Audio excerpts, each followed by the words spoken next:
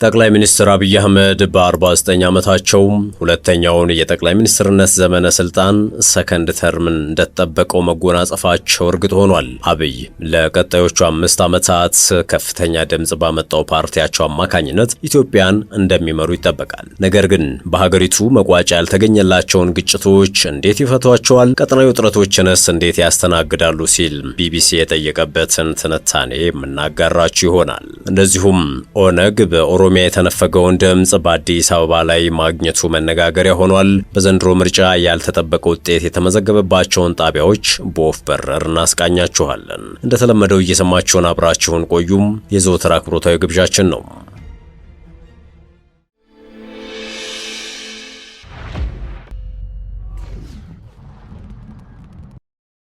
ጠቅላይ ሚኒስትር አብይ አህመድ በ49 ዓመታቸው ሁለተኛውን የጠቅላይ ሚኒስትርነት ዘመነ ስልጣን ሰከንድ ተርም ጀምረዋል። አብይ ለቀጣዮቹ 5 ዓመታት ከፍተኛ ድምጽ ባመጣው ፓርቲያቸው አማካኝነት ኢትዮጵያን እንደሚመሩ ይጠበቃል። ነገር ግን በሀገሪቱ መቋጫ ያልተገኘላቸውን ግጭቶች እንዴት ይፈቷቸዋል?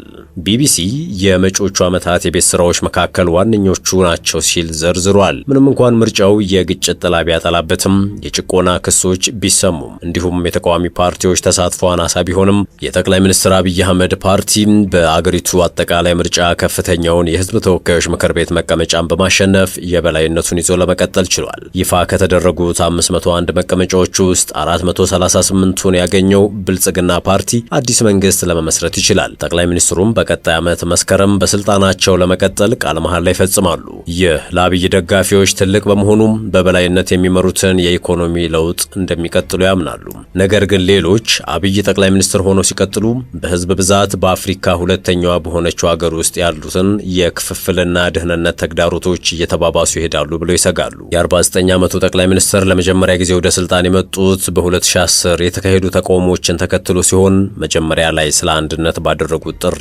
ከፍተኛ ተቀባይነትን ቢያገኙም ከሁለት አስርት ዓመታት በላይ የሀገሪቱን መንግስት ተቆጣጥረው ከቆዩት የትግራይ ፖለቲከኞች ጋር ተቃቅረዋል። አብይ ወደ ስልጣን ከመጡ ከአንድ ዓመት በኋላ በዋናነት ከኢትዮጵያ ሰሜናዊ ጎረቤት ኤርትራ ጋር የነበረውን አስርታትን ያስቆጠረን ፍጥጫን ለማስቀረት በወሰዱት እርምጃ ምክንያት የኖቤል የሰላም ሽልማትን አሸንፈዋል። በሀገሪቱም የአማራና የኦሮሚያ ክልሎች የሚካሄዱት ኃይለኛ የታጣቂ እንቅስቃሴ ስለማብቃታቸው ምልክቶች ባለማሳየታቸው የደህንነት ባለሙያዎች ሀገሪቱ ወደ ጦርነት ልትመለስ እንደምትችል ይሰጋሉ። በምርጫው ቀን ከመንግስት ኃይሎች ጋር የሚዋጉት ታጣቂ ቡድኖች በፈጠሩት የደህንነት ስጋት ምክንያት በሀገሪቱ በርካታ ህዝብ በሚኖሩባቸው ሁለቱ ክልሎች ውስጥ በ143 የምርጫ ጣቢያዎች ሳይከፈቱ ቀርተዋል። በአማራ ክልል የፋኖ ሚሊሻዎችና በሽብር ቡድንነት የተፈረጀው በኦሮሚያ ክልል የሚንቀሳቀሰው የኦሮሞ ነጻነት ሰራዊት ሁለቱም ምርጫውንና ውጤቱን ውድቅ አድርገዋል። ከ4 ዓመት በፊት ካበቃው የ2 ዓመት የእርስ በርስ ጦርነት እያገገመ ባለው በትግራይ ክልልም ያለው ሁኔታ አሳሳቢ ነው። ጦርነት ዳግም ሊቀሰቀስበት ይችላል ተብሎ በሚሰጋበት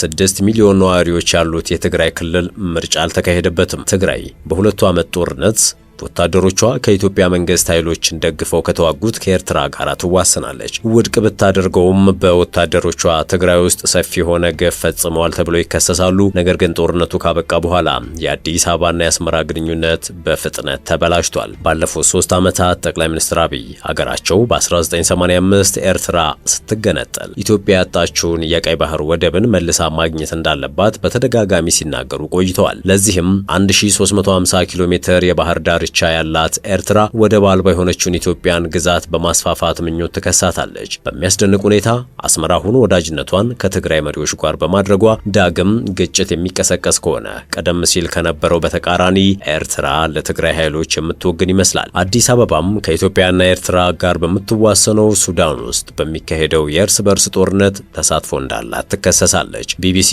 ምንም እንኳን ኢትዮጵያ በተደጋጋሚ ብታስተባብልም በርካታ ሪፖርቶች የአዲስ አበባ የሱዳን ተፋላሚ አንጃ የሆነውን ፈጥኖ ደራሽ ኃይልን ወይንም አርኤስኤፍን እንደምትደግፍ ይጠቁማሉ ባይ ነው። ሆኖም ሱዳን በግዛቷ ውስጥ አስጠልላ ለዓመታት እያሰለጠነች ስለምትገኘው አርሚ 7 ስለሚባለው የህወሓት ጦር የሰጠው ፍንጭ የለም። የኤርትራና የትግራይ ኃይሎችም ከፈጥኖ ደራሽ ኃይሉ ጋር እየተፋለመ ከሚገኘው ከሱዳን ጦር ጋር የጠበቀ ግንኙነት እንዳላቸው ለረጅም ጊዜ ሲነገር ቆይቷል። ይህም ጠቅላይ ሚኒስትር አብይ የሰላም ፈጣሪነትን ሚና ሊጫወቱበት የማይችሉትንና በቀጠናው ውስጥ ሊሰራጭ የሚችል አደገኛ ሁኔታ ብርሃን ይፈጥራል። በአብይ መንግስትና በትግራይ ክልል ውስጥ የበላይ የሆነው ህወሓት መካከል የነበረው ጠላትነት በጥቅምት 2015 ዓ.ም በተፈረመው የሰላም ስምምነት ይቋጫል ተብሎ ነበር። ነገር ግን ሁለቱም ወገኖች ያንን ስምምነት በመጣስ እርስ በእርሳቸው ይካሰሳሉ። በትግራይ የተካሄደው ሲል የሰየመው የሰሜን ኢትዮጵያው ጦርነት ባለንበት ክፍለ ዘመን እጅግ አደገኛ ከሆኑት መካከል አንዱ ነው ሲል የጠቀሰው ቢቢሲ የአፍሪካ ህብረት አሸማጋይ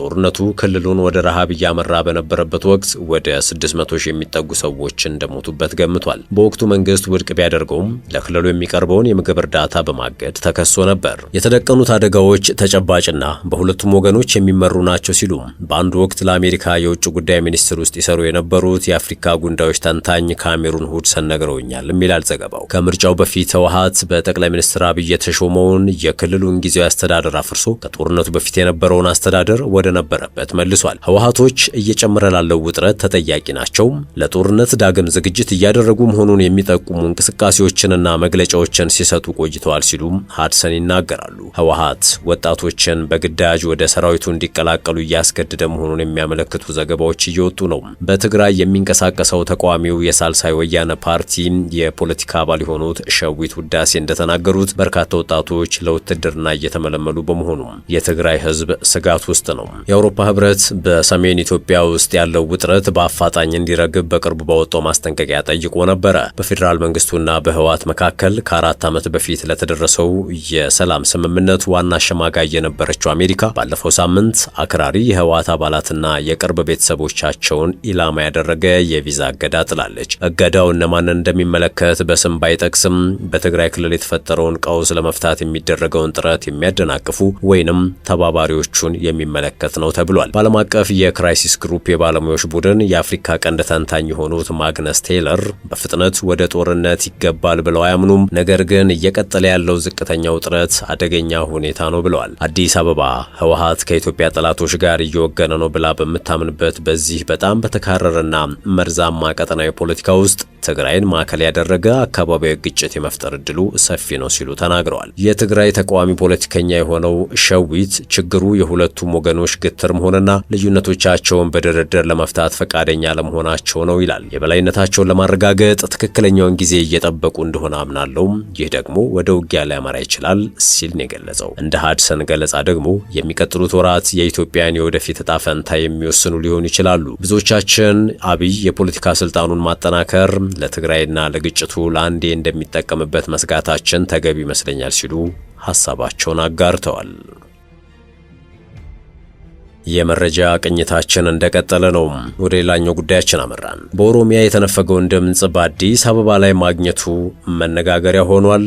ኦነግ በዘንድሮ ምርጫ ያልተጠበቀ ውጤት የተመዘገበባቸውን ጣቢያዎች በወፍ በረር እንመልከት። በሰባተኛው የኢትዮጵያ አጠቃላይ ምርጫ በኦሮሚያ ምክር ቤት አንድም ወንበር ያላሸነፈው ኦነግ በአዲስ አበባ ምክር ቤት 2 ወንበር ሲያገኝ፣ ኢዜማ ደግሞ በኦሮሚያ ምክር ቤት 1 መቀመጫ አግኝቷል። ብልጽግና አብዛኛውን መቀመጫ ባሸነፈበት አጠቃላይ ምርጫ 40 የተቃዋሚ ፓርቲ እጩዎችና 8 የግል ተወዳዳሪዎች ለህዝብ ተወካዮች ምክር ቤት መቀመጫ አሸንፈዋል። ውድድር ከተደረገባቸው 501 የህዝብ ተወካዮች ምክር ቤት መቀመጫ ገዢው ብልጽግና ፓርቲ ለተጨማሪ 5 ዓመታት በስልጣን ላይ ለመቆየት የሚያስችለውን 438 ወንበር አሸንፏል። በምርጫው ከተሳተፉ ተቃዋሚ ፖለቲካ ፓርቲዎች መካከል ከፍተኛውን የህዝብ ተወካዮች ምክር ቤት መቀመጫ ያገኘው የኢትዮጵያ ዜጎች ለማህበራዊ ፍትህ ኢዜማ ነው፣ 13 መቀመጫዎችን በማግኘት 8 ደግሞ የግል እጩዎች ያገኙት ነው። የአማራ ብሔራዊ ንቅናቄ አብን 3፣ የኢትዮጵያ ፌዴራላዊ ዴሞክራሲያዊ አንድነት መድረክ 3፣ የኢትዮጵያ ዴሞክራሲያዊ ኃይል ንቅናቄ እንዲሁ 3 እንዲሁም ነጻነትና እኩልነት ፓርቲ በተመሳሳይ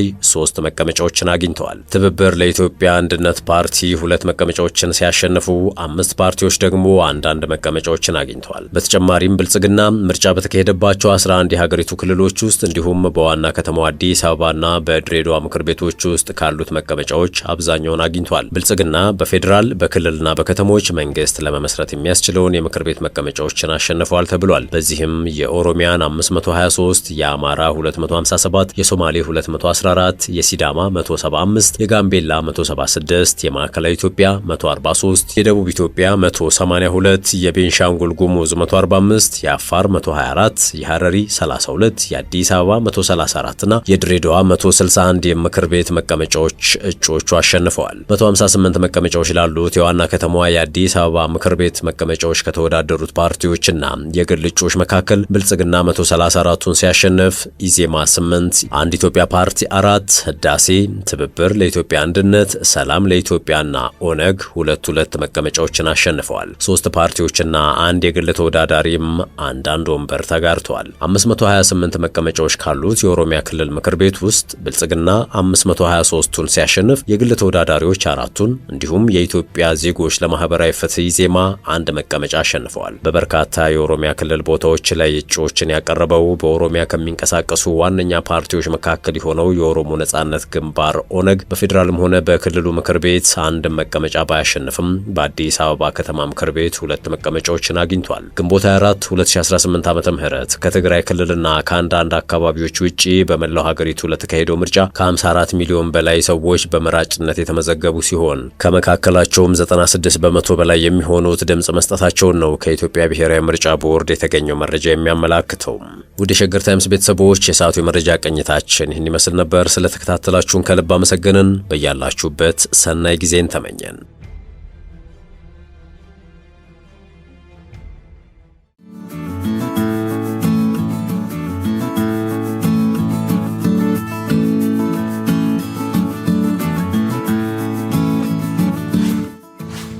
ሸገር ታይምስ ሚዲያን ሰብስክራይብ በማድረግና ደወሉን በመጫን ይከተሉን።